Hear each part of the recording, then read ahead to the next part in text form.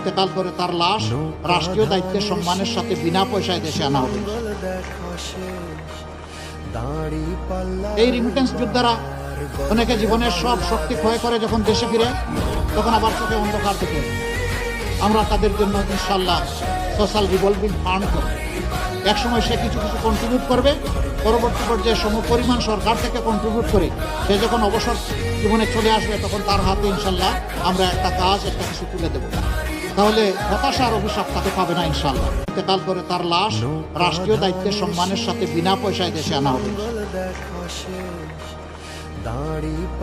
এই রিমিটেন্স যোদ্ধারা অনেকে জীবনের সব শক্তি ক্ষয় করে যখন দেশে ফিরে, তখন আবার চোখে অন্ধকার থেকে আমরা তাদের জন্য ইনশাল্লাহ সোশ্যাল রিভলভিং ফান্ড করব।